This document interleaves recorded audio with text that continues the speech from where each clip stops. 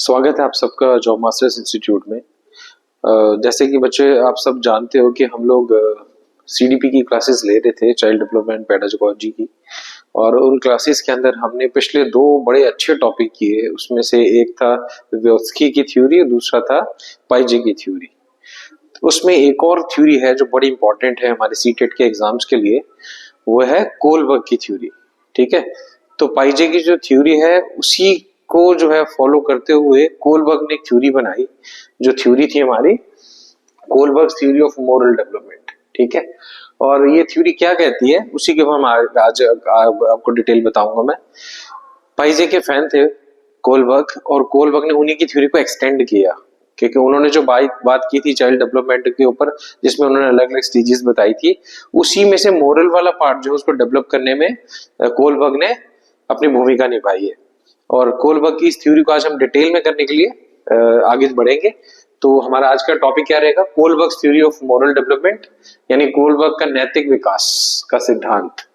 इसी और ये आपको पेपर 1 पेपर 2 दोनों में आने वाला है, और ये बड़ा ही इंपॉर्टेंट टॉपिक है। ठीक है,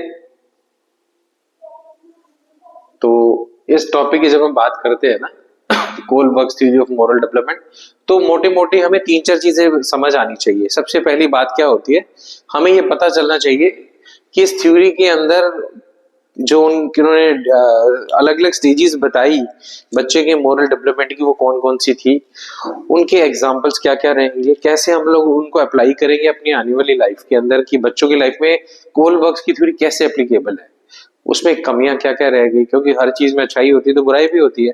तो इसमें क्या कमियां रहेगी जो आने वाले साइकोलॉजिस्ट ने पूरी की। और उससे बड़ी बात यह है कि कोलबर्ग की थ्योरी से वाकई में क्या असर पड़ता है बच्चों के डेवलपमेंट पे। ये सारी चीजों की छानबीन हम आज करेंगे अपने इस टॉपिक पे, जो बहुत ही इंपॉर्टेंट टॉपिक है। इसलिए देखो मैंने मोस्ट इंपॉर्टेंट लिखा है, क्योंकि ये 3 ऐसे साइकोलॉजिस्ट है जिनके ऊपर सबसे ज्यादा क्वेश्चन आते हैं किसी भी टेट के पेपर के अंदर। तो शुरुआत करते हैं। कोलबर्ग की थ्योरी है क्या, पहले तो आपको ये पता होना चाहिए। अगर हम बात करें ना कोलबर्ग की थ्योरी की, तो सबसे पहले हमें मोटा मोटा पता होना चाहिए कि थ्योरी किस चीज पे बनी थी और इसमें है क्या। अगर मैं इस थ्योरी की बात करूं ना मोटे मोटे तौर पे, तो कोलबर्ग की जो थ्योरी है मोरल डेवलपमेंट, मतलब नैतिक विकास की जो थ्योरी है, उसमें क्या है, ये किस पे बताती है, ये पहले तो फोकस किस चीज पे करती है कि चिल्ड्रन जो है वो नैतिकता के साथ या मोरालिटी के साथ कैसे डेवलप होते हैं, और उनके अंदर मोरल रीजनिंग कैसे जागती है। 2 टॉपिक मेन है, मोरालिटी के साथ कैसे डेवलप होते हैं और फिर उनके अंदर वो चीज आती कैसे है। दूसरा, कोलबर्ग थ्योरी ये सजेस्ट करती है हमें, क्या सजेस्ट करती है, कि मोरल डेवलपमेंट जो है वो 6 स्टेजेस के अंदर होती है। एक्चुअली 3 स्टेजेस है और हर स्टेज के 2 पार्ट है, तो 6 हो जाएंगे टोटल। तो 6 डिफरेंट डिफरेंट स्टेजेस है जिसमें मोरल कैरेक्टर या मोरल हमारी जो डेवलपमेंट वो होती है।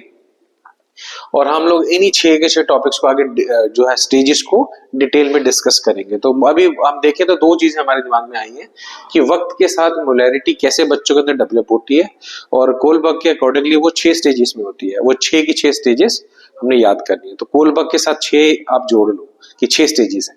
ठीक है, नेक्स्ट पहले जानते हैं कि कोलबर्ग थे कौन, है ना। थोड़ा सा उनका पता होना चाहिए, साइंटिस्ट का जिसने इतनी मेहनत की है, अपनी पूरी जिंदगी इस काम में लगाई, तो उनके बारे में हमें पता होना चाहिए।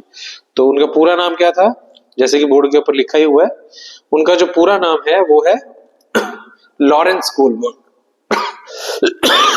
लॉरेंस कोलबर्ग पूरा नाम है उनका। ये साइंटिस्ट जो है ये बॉर्न हुआ, जो पैदा कब हुआ, 25 अक्टूबर 1927 में ये बॉर्न हुए। ठीक है, उसके बाद ये इनकी जो डेथ है वो जनवरी 87 में हुई है डेथ इनकी। तो मतलब 60 साल के आसपास इनके पूरा जीवन रहा है, 60 साल तक ये जिंदा रहे। और ये अमेरिका के रहने वाले थे, वहां के साइकोलॉजिस्ट थे, प्लस वहां के एजुकेटर थे, पढ़ाते भी थे बच्चों को। बैचलर डिग्री इन्होंने यूनिवर्सिटी ऑफ शिकागो से ली थी 1948, काफी पुरानी बात है। उसके बाद इन्होंने डॉक्टरल जो है पीएचडी अपनी जो है वो भी यूनिवर्सिटी ऑफ यहाँ से ली है, और उसके बाद इन्हीं कॉलेजेस में इन्होंने पढ़ाया भी है। तो कहने का मतलब काफी पढ़े लिखे अच्छे साइकोलॉजिस्ट थे, जिन्होंने बहुत स्टडीज की, लोगों के डिलेमास की स्टडीज की, लोगों से बातचीत की, और उन्हीं से अपने निष्कर्ष निकाले, और उसके बाद उन्होंने अपनी थ्योरी बनाई। तो कोलबर्ग के बारे में आप जान गए। आगे हम चलते हैं। मोरल डेवलपमेंट होता क्या, क्योंकि जिस चीज पे थ्योरी बनी है उसके बारे में तो पता होना चाहिए ना कि नैतिक विकास होता क्या असली में, है ना। तो अगर नैतिक विकास की बात करें तो नैतिक विकास क्या होता है किसी चीज का, ये वो प्रोसेस है, पहले तो देखो ये टर्म याद करनी चाहिए, चीज क्या है, तो process, it is that process जिससे लोग जो क्या करते हैं सही और गलत के बीच में फर्क कर पाते हैं, ठीक है। It is that process by which people develop the distinction between right and wrong, सही और गलत के बीच का निर्णय करने का जो हमारा विकास है, धीरे धीरे जो आता है, हमें समझ आती है कि क्या चीज गलत है क्या चीज सही है, उनके बीच में जो गलत है या सही के बीच का जो हम निर्णय करते हैं, डिस्टिंक्शन कर पाते हैं, फर्क कर पाते हैं, उसको मोरालिटी बोलते हैं, ठीक है। क्या बोलते हैं उसको, मोरालिटी, नैतिकता। और engage in reasoning between the two, और उनके बीच में तर्क जो है वो लगाना, उसको बोलते हैं मोरल रीजनिंग। तो कहने का मतलब मोटे मोटे तौर पे जो मोरल डेवलपमेंट है उसके अंदर दो चीजें आएंगी, एक आएगा मोरालिटी मतलब नैतिकता प्लस तर्क। बिना तर्क के आप किसी चीज में डिफरेंशिएट नहीं कर सकते। तो ये दो चीजें जो है ना, मोरालिटी और मोरल रीजनिंग, इनको अगर जोड़ दो तो हमारा बन जाता है मोरल डेवलपमेंट, और इसी के ऊपर थ्योरी बनी हुई है। तो दो मेन टॉपिक हैं, मोरालिटी नैतिकता, दूसरा मोरल रीजनिंग तर्क नैतिकता के ऊपर। ये दोनों चीजों को अगर हम जोड़ दें तो हमारा मोरल डेवलपमेंट अच्छा माना जाता है। अगर आपके अंदर मोरालिटी ज्यादा है, आप अच्छे से फर्क कर लेते हो दो अच्छी चीजों है, अच्छे और बुरे के बीच में, प्लस आप जल्दी कर लेते हो फर्क, आपके अंदर रीजनिंग इतनी स्ट्रांग है, तो हम बोलेंगे आप मोरली डेवलप हो चुके हो। तो मोरल डेवलपमेंट का मतलब ये है, इसी को बेस बना के फिर आगे उन्होंने काम किया, ठीक है। उसके बाद आगे चलते हैं, ये है हमारा टॉपिक अगला, कोलबर्ग ने ये थ्योरी बनाई कैसे, मतलब उन्होंने उनका आधार कैसे रहा होगा, स्टार्टिंग कैसी हुई होगी, इस चीज के ऊपर हम बात करेंगे, ठीक है। अगर मैं इसकी बात करें तो कोलबर्ग ने जो अपनी थ्योरी बनाई है, सबसे पहले उन्होंने क्या किया, सीरीज ऑफ मोरल डिलेमास, ये मेन लाइन है आपकी। तो उन्होंने लोगों की जो दुविधाएं थी, जो डिलेमास थे, उनके लोगों से बात की है, फिर उनको स्टडी किया, अपने जो भी उनके स्टूडेंट्स थे, जो भी उनके कैंडिडेट थे जिन पे वो स्टडी कर रहे थे, वहां से उन्होंने अपनी थ्योरी बनाई है, ठीक है। इसके साथ साथ उन्होंने पार्टिसिपेंट्स को इंटरव्यू किया, ठीक है, इंटरव्यू के उनसे बातचीत की, तो वहां से उन्होंने अपने निष्कर्ष निकाले, और वहीं से उनको पता चला कि वो लोग कैसे जज करते हैं, उनकी जजमेंट के बीच का सिनेरियो है क्या। तो ये अपने याद रखना है, एक तो उनके लोगों की जो प्रॉब्लम थी वो उन्होंने देखी, दूसरा उन लोगों को फिर इंटरव्यू किया, तो यहाँ से उनका एक बेस बना, ठीक है। इसका बहुत इंपॉर्टेंट एग्जाम्पल है, बहुत क्वेश्चंस में आता है ये, वो क्या था, हैंस डिलेमा बोलते हैं इसको, या टाइटल दे तो क्या बोलेंगे, Hans steals the drug. Hans एक आदमी था जिसने ड्रग की चोरी की थी, ठीक है। ये एक कहानी है, इस कहानी को बड़ा अच्छे से उन्होंने यूज किया और यहां से निष्कर्ष निकाला मोरल डेवलपमेंट का, तो इसको हैंस डिलेमा भी बोलते हैं हम लोग, बड़ा फेमस टॉपिक है ये। अभी एग्जाम्पल में क्या होता है, एक छोटी सी कहानी है, एक औरत थी जिसको कैंसर था, ठीक है। एक औरत है जिसको कैंसर है, और डॉक्टर उसको कहते हैं कि उसको सिर्फ एक ही ड्रग है, एक ही दवाई है जो उसको बचा सकती है, और वो जो दवाई है वहां के जो लोकल फार्मासिस्ट थे, जो वहां के केमिस्ट थे जो लोकल, उनके पास अवेलेबल थी। असली में उस दवाई की जो कीमत थी वो थी $200 पर डोज, $200 पर डोज उसकी कीमत थी। लेकिन इनको पता था इन फार्मासिस्ट को कि हमें बहुत फायदा होगा, क्योंकि ये अकेली दवाई है जिससे वो बच सकती है, तो उन्होंने बोला कि हम इसको बेचेंगे $2000 पर डोज। तो 10 गुना उन्होंने कीमत इसकी मांगी, उनकी हैंस यानी कि वो आदमी और उसकी वाइफ जिसको कैंसर था, उनसे, उस दंपति जो है उस परिवार से उन्होंने इतनी कीमत मांगी, 10 गुना ज्यादा मांगी। लेकिन उनके जो हस्बैंड थे, जिनका नाम था, कैंसर वाली औरत जिसके हस्बैंड का नाम क्या था, हैंस, वो इतने पैसे नहीं दे सकते, तो उन्होंने वो किस पे एग्री हो गए कि हम लोग $1000 पर डोज दे सकते हैं, तो इस पे हमें अगर आप देते हो तो हम आपसे दवाई ले लेते हैं। बट बहुत इंसिस्ट करने पे, समझाने पे भी वो नहीं माने, उन्होंने नेगोशिएट बिल्कुल नहीं किया दुकानदारों ने, उन्होंने बोला हम तो इसी रेट पे देंगे और हम इसके इंस्टॉलमेंट्स भी नहीं करेंगे, पूरी की पूरी कीमत लेंगे। तो जब उनको लगा, उस आदमी को, हैंस को लगा कि मैं नहीं पे करूंगा, तो उसने फिर क्या निर्णय लिया कि मैं चोरी कर लूंगा। उन्होंने फिर ये दवाई चोरी की उनकी शॉप से, क्योंकि उनको तो अपनी वाइफ को बचाना था, ठीक है। तो ये पूरी स्टोरी है जो कोलबर्ग के सामने आई थी, और कोलबर्ग ने इसे क्या निर्णय निकाला कि हस्बैंड ने ये गलत किया कि सही किया, मतलब मोरालिटी पे कहानी आ गई ना एंड में। अब जो मोरल है वो डिपेंड करता है हर बंदे के हिसाब से, हर बंदे के हिसाब से, हर सिचुएशन के हिसाब से मोरल कैरेक्टर सामने आता है। कुछ चीजें हमें गलत लगती हैं लेकिन वो सही होती हैं, कभी कभी कुछ चीजें सही लगती हैं लेकिन वो गलत होती हैं। ये बड़ा फेमस एग्जाम्पल था कि यहाँ पर आदमी गलत था कि सही था, ये डिपेंड करता है सामने वाले की सोच पे, उसको किस पर्सपेक्टिव से वो देख रहा है। तो ये बहुत अच्छा एग्जांपल था जहां से फिर उन्होंने बताया कि ये जो मोरल डेवलपमेंट है ये हमारी आने वाली, जो आपको समझाऊंगा 6 स्टेजेस पे डिपेंड करता है, वो स्टेजेस हम करने वाले हैं। तो ये हमने याद रखना बड़ा इंपॉर्टेंट है। हेंस डिलेमा, हेंस की दुविधा, उसके पास चारा ही कोई नहीं था, उसके पास क्या चारा निकला, फिर उसके एंड में चोरी करनी पड़ी अपनी वाइफ को बचाने के लिए। हेंस डिलेमा नाम की एक स्टोरी है, ये बड़ा अच्छा एग्जाम्पल है कोलबर्ग्स की तरफ से। ठीक है, नेक्स्ट अगर हम आगे चलते हैं तो जिन 6 स्टेजेस की मैं बात कर रहा था वो स्टेजेस आपके सामने आ गई हैं। इसी पे हमारा आज सबसे ज्यादा फोकस रहेगा, इनको हम बहुत अच्छे से पढ़ने वाले हैं 6 स्टेजेस को, इसी पे पूरी थ्योरी बनी हुई है। अगर हम स्टेजेस की बात करें है ना मोरल डेवलपमेंट की, नैतिक विकास की, तो प्राइमरी 3 हिस्सों में बांटी गई है। और ये 3 हिस्से कौन से थे? 3 हिस्सों, पहले तो देखो 3 इसके लेवल्स हैं, 3 लेवल हैं जिसके अंदर कोलबर्ग ने अपनी थ्योरी को बांटा है। ठीक है, अब हर स्टेज के अंदर उन्होंने, जैसे कि ये 3 आपके लेवल्स हो गए। पहला लेवल है प्री कन्वेंशनल मोरालिटी। क्या बोलते हैं? प्री कन्वेंशनल मतलब पूर्व परंपरागत स्तर। पूर्व, प्री मतलब पूर्व, परंपरागत नंबर 1 तो स्तर हो गया, स्तर मतलब लेवल। तो पहले लेवल पे आ गया प्री कन्वेंशनल मोरालिटी। इसकी जो एज है बच्चे की वो होती है 0 से 9 साल तक। ठीक है, दूसरी का नाम डाला कन्वेंशनल मतलब परंपरागत स्तर। इसमें क्या होता है? अर्ली एडोलसेंस से लेके एडल्टहुड तक। ठीक है, बच्चे के जवान होने तक का सारा जो एज है वो इसके अंदर आएगा। और जब बच्चा जवान हो जाता है उसके बाद वाली जो एज है वो किसमें आएगी? Post conventional morality. मतलब ये आपका पहले हो गया पूर्व, ये हो गया आपका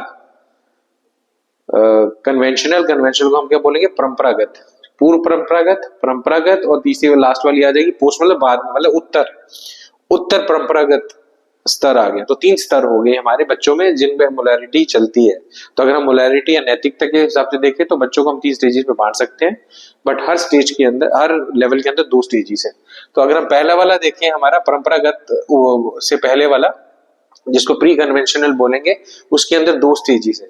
तो पहली स्टेज के अंदर जो बच्चा है ना वो ओबीडिएंट होता है, आज्ञाकारी होता है, और उसको पनिशमेंट से डर लगता है, हम उसको डरा सकते हैं, तो उसको लगता है ये नहीं करो। तो बात करें हम कोलबर्ग्स की थ्योरी की, तो इसमें 3 स्टेजेस में बांटा गया है और 3 मतलब लेवल्स में बांटा गया, उन लेवल्स को 2-2 स्टेजेस में, तो टोटल मिला के हो गए 6। तो टोटल 6 स्टेजेस है। जो पहला है प्री कन्वेंशनल मोरालिटी, उसके अंदर अगर हम देखें तो स्टेज नंबर 1 होता है ओबीडियंस एंड पनिशमेंट मतलब आज्ञा और सजा। स्टेज 2 है इंडिविजुअलिज्म एंड एक्सचेंज मतलब इंसान अपने बारे में सोचता है और साथ में आदान प्रदान। अगर हम बात करें पोस्ट कन्वेंशनल मोरालिटी की, तो उसके अंदर स्टेज नंबर 5 क्या करती है? सोशल कॉन्ट्रैक्ट और इंडिविजुअल राइट्स पे बात करती है। और जो स्टेज नंबर 6 है वो यूनिवर्सल प्रिंसिपल्स पे बात करती है। तो कहने का मतलब ये 6 स्टेजेस हैं जिसमें हम लोग देखते हैं कि बच्चा जो है वो धीरे धीरे मोरालिटी की तरफ डेवलप होता है। ठीक है, ये सारी चीजें हम आगे फिर से डिटेल में करने वाले हैं। तो नेक्स्ट स्लाइड हमारी जो है वो क्या कहती है, एक एक करके हम डिटेल करेंगे इनका। अगर हम डिटेल की बात करें ना तो यहां पर एक आपको डायग्राम मैं दिखाना चाहता हूं। Stages of moral development, stages of moral development जो है इसमें देखो वही हमने 3 स्टेजेस रखे हुए हैं, 3 लेवल्स रखे हुए हैं। इसमें है पहले प्री कन्वेंशनल, फिर है हमारा कन्वेंशनल,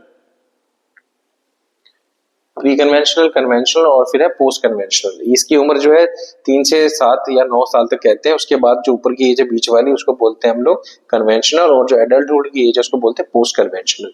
अगर इन सबको लेके हम लोग बात करें तो सबसे पहले जो स्टेजेस के अंदर बच्चा 2 चीजें सीखता है, एक तो पनिशमेंट को अवॉइड करने की कोशिश करता है, दूसरा सेल्फ, खुद में इंटरेस्टेड होता है बच्चा। तो ये 2 स्टेजेस होगी। तीसरी स्टेज हमारे गुड बॉय या गुड गर्ल एटीट्यूड, वो हमेशा अच्छा बनने की कोशिश करता है।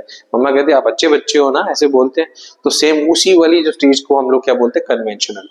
लॉ और ऑर्डर को वो मोरालिटी मानता है कि हमें नियम के साथ चलना है, कानून के साथ चलना है, ये उसके अंदर भावना होती है। और उससे ऊपर अगर चले जाते हैं, जब बच्चा एडल्ट में आ जाता है तो सोशल कॉन्ट्रैक्ट और प्रिंसिपल्स, इनकी वो बातें करता है और इससे वो मोरालिटी सीखता है। ठीक है, ये बड़ी इंपॉर्टेंट स्टेज है। बड़ा अच्छा ये चित्र था जिससे हम लोग समझ सकते हैं कि बच्चे के अंदर जो डेवलपमेंट है वो कैसे है और किन स्टेजेस के थ्रू होता है। अगर हम उसके बाद चलें, एक और तो आपको दिखाता हूँ। ये छोटा सा आप देखो, ये मैंने छोटा सा टेबल बनाया आप लोगों के लिए। इसमें उन्हीं को थोड़ा सा इलेबोरेट कर लेते हैं हम लोग। अगर उसको इलेबोरेशन पे जाए तो देखो, जो लेवल नंबर आपकी 1 है जिसके अंदर दो चीजें आती है, ओबीडियंस एंड पनिशमेंट, है ना। ये दो चीजें जिसके अंदर आती हैं, वहां पर अगर हम बात करते हैं मोरालिटी की, तो वहां पर क्या होता है, हाँ इसके अंदर क्या है, पहली जो दो स्टेजेस है ओबीडियंस, पनिशमेंट और सेल्फ इंटरेस्ट जो है, ये प्री स्कूल के बच्चा, छोटे बच्चे की है। डिस्क्रिप्शन की अगर बात करूं पनिशमेंट की, तो बच्चे को ये नहीं पता चलता कि सही और गलत क्या है, पर इतना पता है उसको कि अगर मैं कुछ गलत करूंगा तो मेरे को सजा मिलेगी।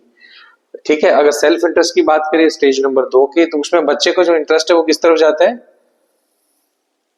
रिवार्ड्स की तरफ ज्यादा जाता है उसका ध्यान। धीरे धीरे पहले तो पनिशमेंट से डरता है, बाद में उसके रिवॉर्ड्स की तरफ, कोई फायदा होगा, फिर कोई ये चीज मिलेगी, उसकी तरफ वो ज्यादा जाता है, मतलब अपने सेल्फ इंटरेस्ट की तरफ वो बच्चा जाता है।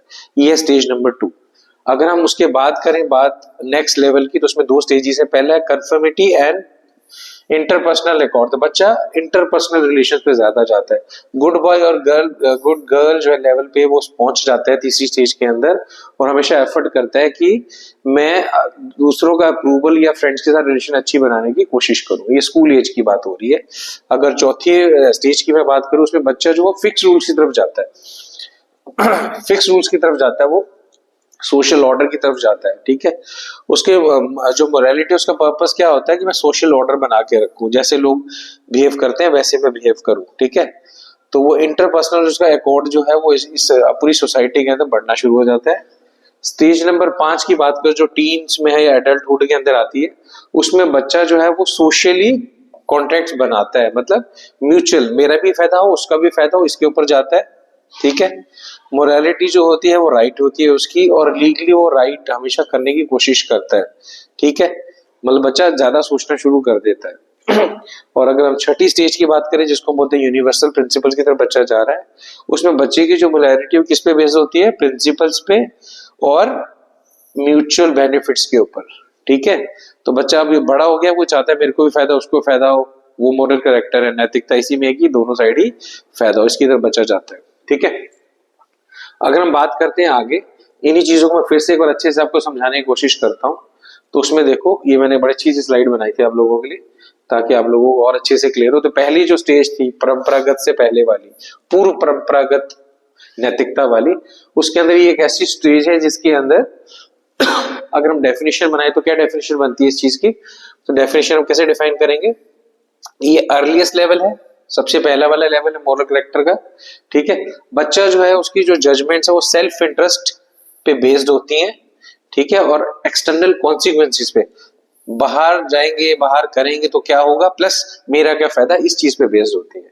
इस स्टेज के अंदर जो बच्चा जो है वो क्या करता है, अवॉइड करने की कोशिश करता है पनिशमेंट को, वही उसके लिए इंस्पिरेशन होती है, या फिर मेरे को कुछ फायदा होगा, अवार्ड मिलेगा, इस पे बेस्ड होता है, या तो मेरे को सजा मिलेगी या मेरे को अवार्ड मिलेगा, ये उसी चीज से वो मोटिवेटेड होता है बच्चा। ठीक है। तो मेन उसका क्या होता है कि मैंने अपने नीड्स को सेटिस्फाई करना है, अपने डिजायर्स को सेटिस्फाई करना है, और ज्यादा सोशल वैल्यूज के या प्रिंसिपल्स के ऊपर बच्चा नहीं जाता।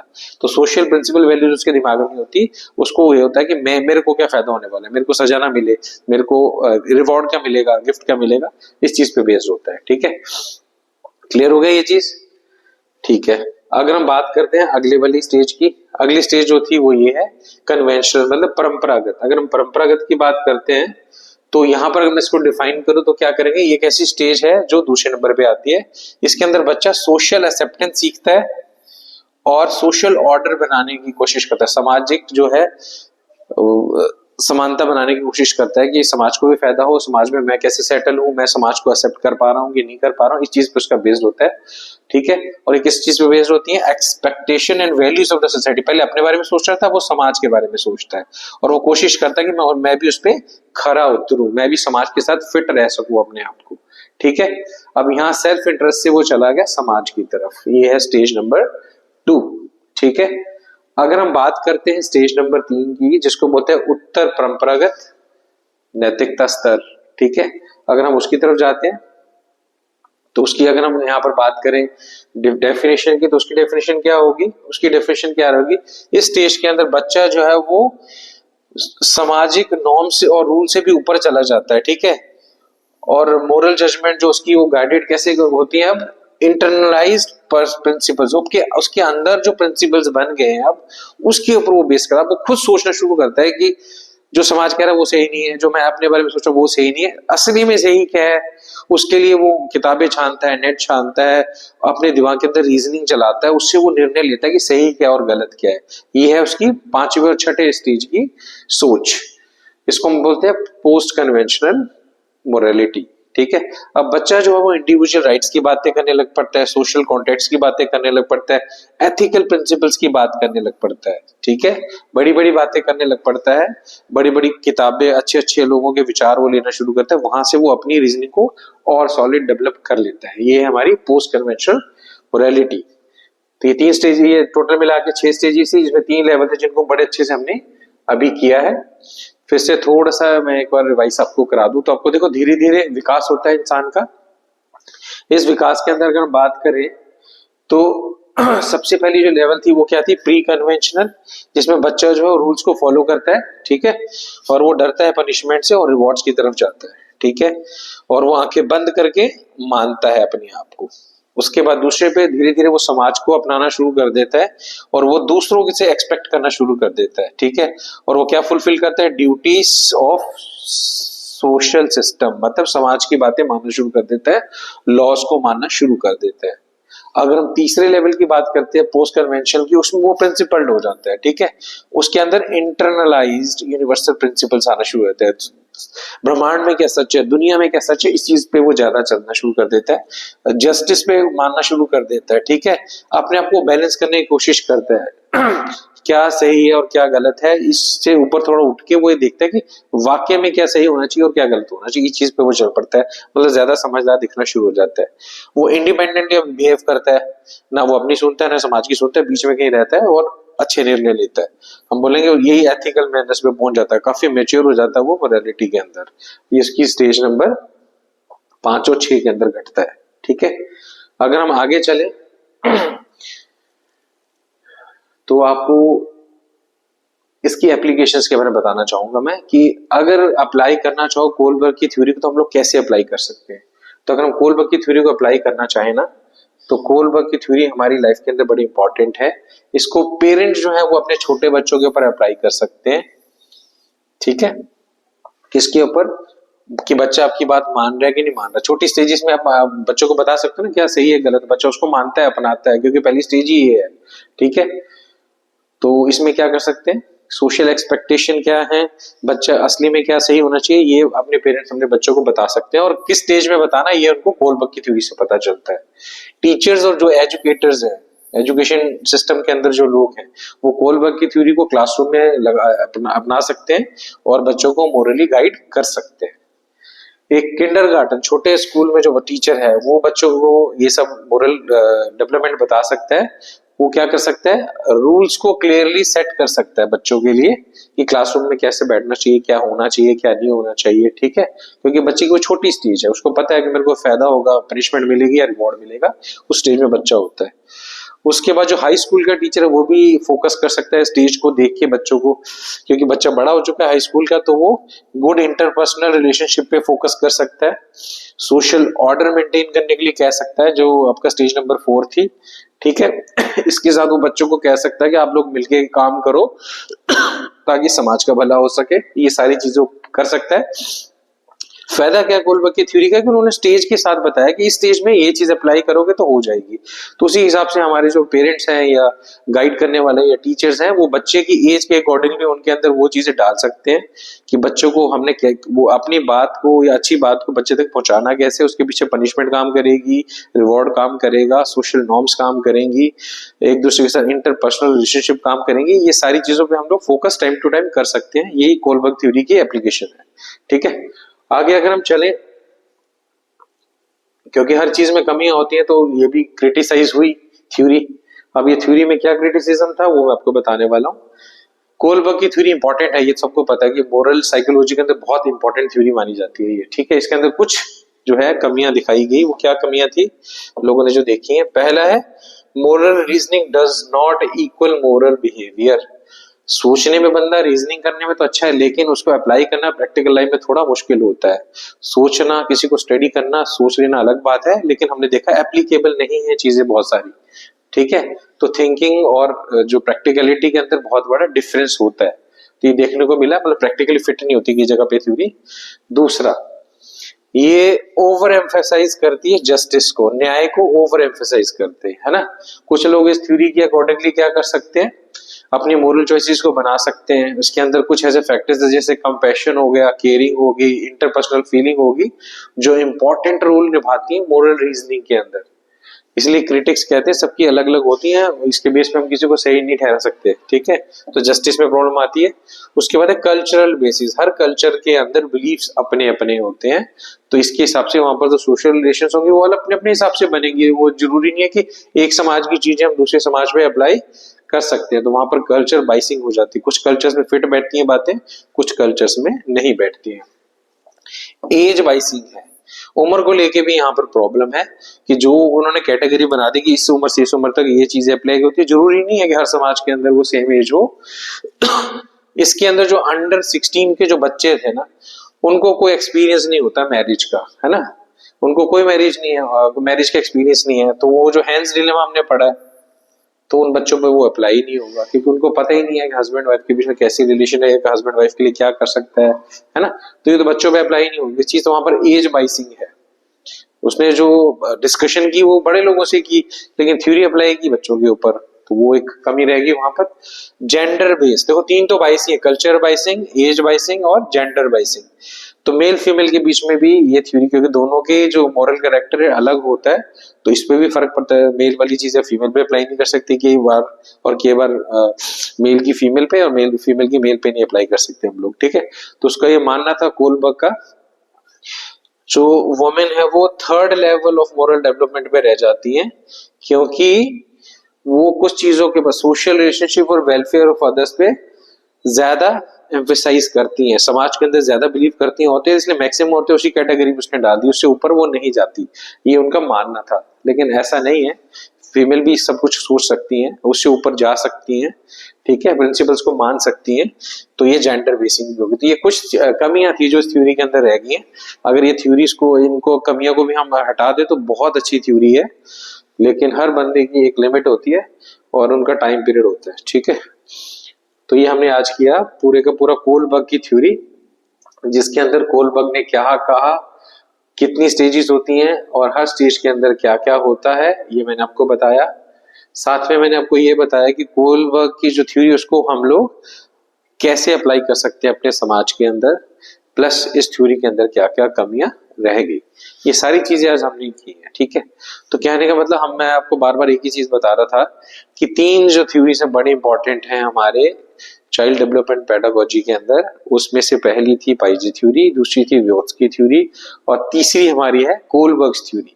कोलबर्ग थ्योरी एक्सटेंशन है पाइजे थ्योरी का ही, लेकिन इसका जो मेन फोकस है वो मोरल डेवलपमेंट के ऊपर है। मोरल डेवलपमेंट के अंदर दो चीजें आती हैं, पहला आता है मोरालिटी, दूसरा आता है रीजनिंग। तो दो चीजों को अगर मिला दे तो मोरल डेवलपमेंट माना जाता है बच्चे का। बट एकदम डेवलपमेंट नहीं होता, उसके लिए 3 लेवल में बच्चा बढ़ता है आगे की तरफ, और हर लेवल के अंदर 2 स्टेजेस होती हैं, तो टोटल मिला के 6 स्टेजेस हैं। स्टेजेस की अगर हम बात करें तो पहली है pre conventional, then conventional, then post conventional. उसके अंदर धीरे धीरे बच्चा कैसे बढ़ता है ना। जैसे मैंने आपको बताया था, स्टार्टिंग में बच्चा हमेशा अपने बारे में सोचता है, सेल्फ सेंटर्ड होता है, और वो हमेशा रिवॉर्ड और पनिशमेंट की ही बात मानता है। उसको लगता है ये करूंगा तो फायदा होगा, ये करूंगा तो मेरे को ये सजा मिलेगी। ऐसे धीरे धीरे बच्चा फिर सोसाइटी की तरफ अट्रैक्ट होता है। सोसाइटी के बाद वो इंटरपर्सनल रिलेशनशिप्स की तरफ जाता है। उसके बाद वो सही और गलत के बीच में जो अपर वाला लेवल है वहां पर चला जाता है। वहां पर उसको पता लगता है, वो खुद निर्णय लेना शुरू करता है कि क्या चीज सही है और क्या चीज गलत है। ऐसे धीरे धीरे बच्चा ऊपर की तरफ बढ़ता है, वैसे ही उसके इंटरेस्ट भी टाइम टू टाइम बदलते जाते हैं। तो ये थ्योरीज जो है हम लोग क्यों पढ़ते हैं, ताकि हमें पता चले कि इंसान जो है वो कैसे बिहेव करता है धीरे धीरे। हर बंदे पे, हर बच्चे पे सेम चीज हम अप्लाई नहीं कर सकते। हर किसी का मॉरल डेवलपमेंट जो है वो अलग अलग होता है, और वो डिपेंड करता है समाज के ऊपर, क्योंकि समाज से ही वो सीखेगा, इंटरपर्सनल रिलेशनशिप बनाएगा। तो बच्चों को बहुत अच्छे से हम लोग ये उनकी एज के हिसाब से, उनकी सोच के हिसाब से उन पे ये चीजें अप्लाई कर सकते हैं।